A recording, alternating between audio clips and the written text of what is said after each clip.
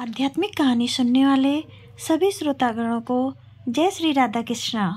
चलिए आज की कहानी का हम आनंद लेते हैं और इससे कुछ सीखते हैं। श्री कृष्ण की ये 4 दुर्लभ कहानियाँ मैं आपको सुनाने जा रही हूँ।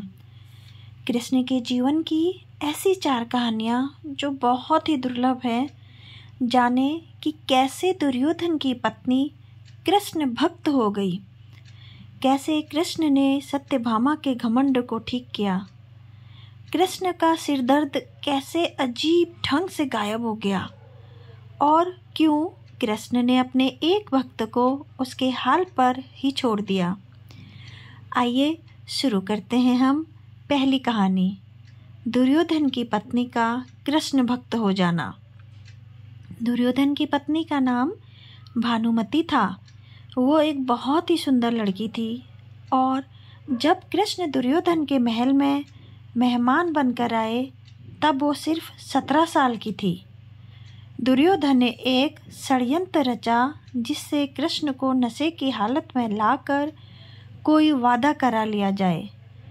उसने सभी तरह की व्यवस्थाएं की और इस बात का खास ख्याल रखा कि भोज में खूब अच्छी मात्रा दुर्योधन के दोस्त भी आए और सभी ने इतनी शराब पी कि वे सबके सब नशे में धुत हो गए।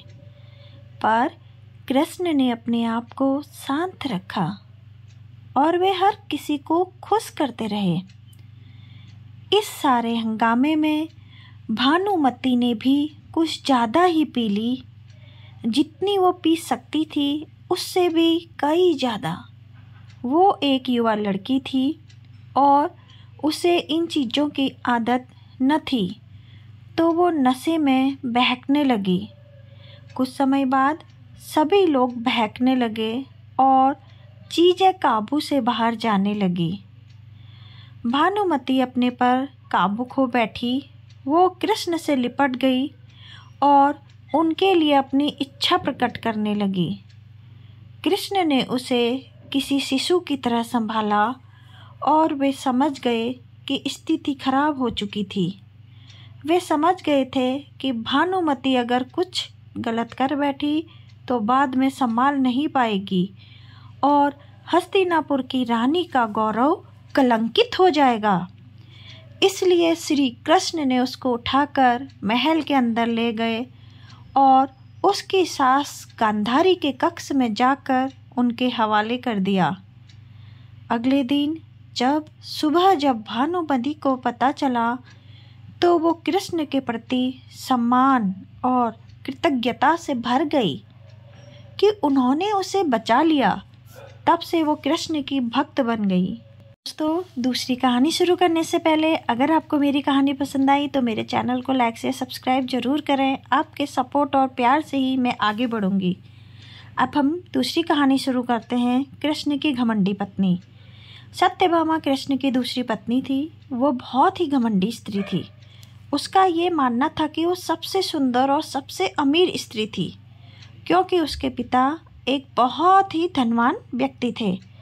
तो सत्यभामा जितने और जो रत्न और आभूषण और संपत्ति चाहती थी वे सब उसके पास थे। स्वाभाविक रूप से घमंड उसकी एक बड़ी समस्या थी। एक बार कृष्ण के जन्म दिवस के अवसर पर सत्यभामा ने सोचा कि वो सबको दिखाएगी कि वो कृष्ण को कितना प्यार करती थी। तो उसने तय किया कि वो कृष्ण के वजन जितना सोना शहर के लोगों को बांटेगी। एक बार कृष्ण के जन्म दिवस के अवसर पर सत्यभामा ने सोचा कि वो सबको दिखाएगी कि वो कृष्ण को कितना ज़्यादा प्यार करती थी। तो उसने तय किया कि वो कृष्ण के वजन जितना सोना शहर के लोगों में बांटेगी। इसे तुला भर कहते हैं। ये मंदिरों में होता है। लोग एक बड़ी तराजू में अपने वजन के बराबर का मक्खन, घी या चावल या कुछ और रखकर वो चीज़ें लोगों में बांटते हैं। चावल, नमक, दाल या सोना या वो कुछ भी आप दे सकते हैं जो देना चाहें। ये एक प्राचीन परंपरा हमारी संस्कृति का एक हिस्सा है। सत्यभामा ने तुलाभार की व्यवस्था की। लोग बहुत ज़्यादा प्रभावित हुए, पर कृष्ण पर इन बातों का कोई असर नहीं हुआ। वे जाकर तराजू के एक पडले में बैठ गए। सत्यभामा जानती थी कि उनका वजन लगभग कितना है और उसने उतना सोना तैयार ही रखा था। पर जब उसने सब सोना दूसरे पडले पर रखा तो कांटा जरा भी नहीं हिला। कृष्ण का पडला थोड़ा भी ऊपर नहीं हुआ। ऐसा ही कुछ तब भी हुआ था जब कृष्ण एक शिशु थे। एक राक्षस आकर उन्हें ले जाने लगा। तब कृष्ण ने अपना वजन इतना बढ़ा लिया कि राक्षस वहीं गिर पड़ा और कृष्ण ने उसके ऊपर बैठकर उसे कुचलकर मार डाला। क्रिया योग में एक ऐसा तरीका है जिससे कोई योगी अपना वजन बढ़ा या घटा सकता है। ऐसी बहुत सी कहानियां हैं कि ऐसे योगी भी थे जो पहाड़ की तरह भारी हो जाते थे। तो इस बार श्री कृष्ण ने अपना वजन बढ़ाकर तराजू में बैठ गए। सत्यभामा ने उतना सोना दूसरे पडले पर रख दिया था जितना उसके हिसाब से कृष्ण के वजन के बराबर था, पर कुछ हुआ ही नहीं। तब तक शहर के सभी लोग ये घटना देखने के लिए आ गए थे। तब उसने अपने नौकरों से वो सभी गहने मंगवाए जो उनके पास थे। एक के बाद एक वो गहने डालती जा रही थी और सोच रही थी कि कम हो जाएगा, पर कुछ नहीं हुआ। तब उसने वो सब कुछ भी रख दिया जो उसके पास था, पर पडला तो जरा भी नहीं हिला। वो रोने लगी क्योंकि ये सब उसके लिए बहुत ही ज़्यादा शर्मनाक था। सारा शहर देख रहा था और उसके पास पर्याप्त सोना नहीं था। वो जो हमेशा अपनी संपत्ति के बारे में इतनी घमंडी थी, उसके पास पर्याप्त सोना नहीं था और उसे समझ ही नहीं आ रहा था कि वो क्या करे। तब उसने रुक्मणी की ओर देखा, जिससे वो बहुत जलती थी और हमेशा परेशान रहती थी। उसने रुक्मणी से पूछा, अब मैं क्या करूं?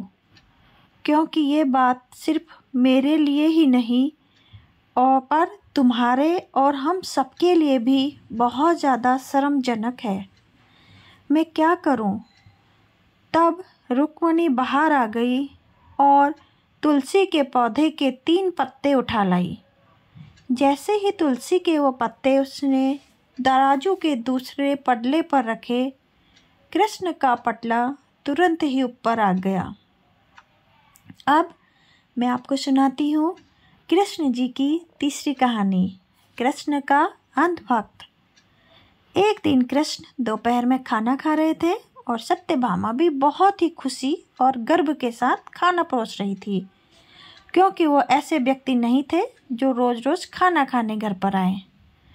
उसे ऐसा अवसर कभी कभी ही मिलता था कि वो उन्हें खाना परोसे, तो वो ये बहुत ही खुशी और आनंद से कर रही थी। खाने के बीच में ही कृष्ण अचानक उठ खड़े हुए और हाथ धोए बिना ही दरवाजे की ओर दौड़ने लगे। सत्यभामा अवाक रह गई और बोली, अरे अरे, ये क्या है?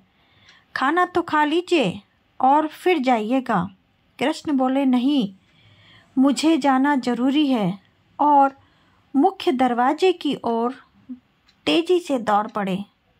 पर अचानक वे वापस मुड़े और खाना खाने बैठ गए। तब सत्यभामा ने पूछा, आप इस तरह क्यों दौड़ पड़े और क्यों वापस आ गए? ये सब क्या है? कृष्ण ने जवाब दिया, मेरा एक भक्त जंगल में बैठा था और उसके जीवन प्राण ही कृष्ण कृष्ण कृष्ण कृष्ण हो गए थे। मैंने एक भूखे बाघ को उसकी ओर आते देखा तो मुझे जाना पड़ा। मैं दरवाजे तक पहुंचा ही था कि उस बेवकूफ़ ने पत्थर उठा लिया, तो मैं वापस आ गया। तब उसने अपने आप ही अपनी परिस्थिति संभालने दो। अब मैं आपको श्री कृष्ण की चौथी कहानी सुनाती हूँ, जिसे सुनकर भी आपको बहुत आनंद आएगा। आइए सुनते हैं कान्हा जी की चौथी कहानी, कृष्ण के सिरदर्द का इलाज। सद्गुरु बोलते हैं कि एक बार श्री कृष्ण के जन्म दिवस के अवसर पर उत्सव मनाने के लिए बहुत बड़ी तैयारियां हो गई थी। नृत्य, संगीत और भी बहुत कुछ। लोग बड़ी बड़ी संख्या में इकट्ठा हुए, पर कृष्ण घर में ही बैठे रहे। वे शायद उसमें भाग लेना ही नहीं चाहते थे। वैसे तो कृष्ण हर तरह के उत्सव के लिए हमेशा ही तैयार हो जाते थे, पर इस दिन किसी वजह से उनकी इच्छा ही नहीं थी। फिर रुक्मणी आई और पूछने लगी, नाथ, आपको क्या हो गया है? क्या बात है? आप उत्सव में शामिल क्यों नहीं हो रहे हैं? कृष्ण बोले, मुझे सिर दर्द है। हमें नहीं मालूम उनको वास्तव में सिर दर्द था या नहीं। हो सकता है कि वाकई हो, और ये भी संभव था कि वे नाटक कर रहे हों। उनमें वो योग्यता थी जब वो ऐसा कर सकते थे। कृष्ण बोले, कोई जो मुझे वाकई में प्यार करता हो, वो अपने पैरों की धूल अगर मेरे सिर पर मल दे तो मैं ठीक हो जाऊंगा। रुक्मणी बोली, हमें वैद्यों को बुलाना चाहिए। तो वैद्य आए। उन्होंने हर तरह की दवाइयाँ दी। कृष्ण बोले, नहीं, ये सब चीज़ें मुझ पर असर बिल्कुल भी नहीं करेंगी। लोगों ने पूछा, तो हमें क्या करना चाहिए? अब तक बहुत सारे लोग इकट्ठे हो गए थे। सत्यभामा आई, नारद आए, हर कोई परेशान था। क्या हो गया? क्या हुआ है? कृष्ण को सिर दर्द है? हम उन्हें ठीक करने के लिए क्या करें? कृष्ण बोले, जो वाकई में प्यार करता हो, वो अपने पैरों की धूल अगर मेरे सिर पर मल दे तो मैं ठीक हो जाऊंगा। सत्यभामा बोली, ये क्या बात हुई? मैं आपसे बहुत प्यार करती हूँ, पर यह नहीं हो सकता कि मैं अपने पैरों की धूल लेकर आपके सिर पर लगाऊं। हम ऐसा काम नहीं कर सकते। रुक्मणी रो रही थी। हम ये कैसे कर सकते हैं? ये तो आपका अनादर होगा, अपमान होगा। हम ये नहीं कर सकते। नारद भी पीछे हट गए। मैं ऐसा कुछ भी करना नहीं चाहता। आप स्वयं में भगवान हैं। मुझे नहीं मालूम कि इसमें क्या रहस्य है। पता नहीं इसमें कौन सा जाल होगा। मैं अपने पैरों की धूल आपके सिर पर रखूँगा तो हमेशा नरक की आग में जलूँगा। मैं ऐसा काम करना नहीं चाहता। चारों ओर बात फैल गई। हर कोई सकते में था। हम ये काम नहीं कर सकते। हम सब उन्हें बहुत प्यार करते हैं, पर ऐसा काम करके हम सब नरक में नहीं जाना चाहते। उत्सव मनाने के लिए लोग कृष्ण का इंतजार कर, पर कृष्ण अपना सिरदर्द लेकर बैठे थे। फिर ये बात वृंदावन तक पहुंची। अब गोपियों को मालूम पड़ा कि कृष्ण को सिरदर्द है। तब राधा ने अपनी साड़ी का पल्लू फाड़कर जमीन पर बिछा दिया और सब गोपियां उस पर नाचने लगी। उन्होंने फिर वो पल्लू नारद को देकर कहा, इसे ले जाइए और कृष्ण के सर पर बांध दीजिए। नारद वो धूल भरा पल्लू ले आए और उसे कृष्ण के सिर पर बांध दिया। कृष्ण का सिर दर्द तुरंत ठीक हो गया। कृष्ण ने हमेशा स्पष्ट रूप से बताया कि उनके लिए कौन सी चीज़ सबसे ज़्यादा महत्वपूर्ण थी। हालांकि वे राजाओं के साथ घूमते रहे और उन्हें बहुत से राज्य भेंट किए, पर उन्होंने वे नहीं लिए। उनके लिए यही सच्चा, निस्वार्थ, सरल प्रेम ही महत्वपूर्ण था। जय श्री कृष्ण।